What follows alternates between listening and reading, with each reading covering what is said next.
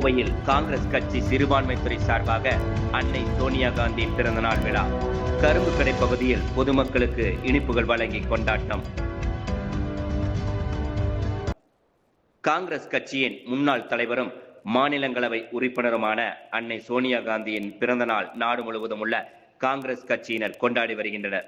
இந்நிலையில் கோவை ஒருங்கிணைந்த மாவட்ட காங்கிரஸ் கட்சி சிறுபான்மைத்துறை சார்பாக அன்னை சோனியா காந்தி பிறந்தநாள் விழா வெகு விமர்சையாக கொண்டாடப்பட்டது.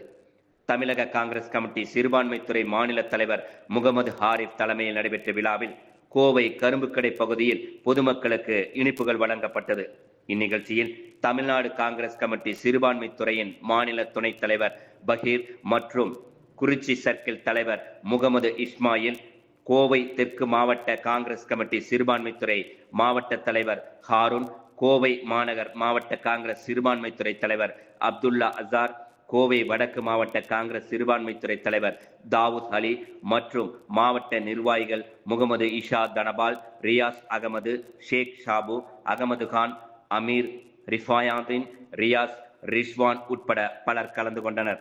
இன்றைய தினம் காங்கிரஸ் கட்சியின் முன்னாள் தலைவர் தியாக தலைவி அன்னை சோனியா காந்தியினுடைய பிறந்தநாளை கொண்டாடி இருக்கின்றோம். கடந்த 2004 முதல் 14 வரை சிறப்பாக இந்த காங்கிரஸ் ஆட்சி நடப்பதிலே முக்கிய பங்காற்றியவர். RTI, RTE போன்ற பல திட்டங்களை கொண்டு வந்தவர். 100 நாள் வேலைவாய்ப்பு திட்டம் வருவதற்கு முக்கியமாக காரணமாக விளங்கியவர். அதே போன்று விவசாயிகளுடைய கடன் தள்ளுபடி என்ற ஒரு முக்கியமான ஒரு நடத்தி காட்டியவர்.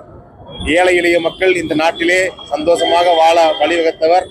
அப்படிப்பட்ட எங்கள் தியாக தலைவி அவர்கள் இன்னும் பல்லாண்டு காலம் எந்த நோய் நொடியுமின்றி வாழ வேண்டும் என்று பிரார்த்தித்து தியாக தலைவி அன்னை சோனியா காந்தி அவர்கள் பிறந்தநாளை முன்னிட்டு இன்று கோவை கரும்புக்கடை பகுதியிலே சிறப்பாக கொண்டாடி இருக்கின்றோம். பொதுமக்களுக்கு இனிப்பு வழங்கி இருக்கின்றோம். ராகுல் காந்தி, ராகுல் காந்தி, முகமது ஆரிஃப்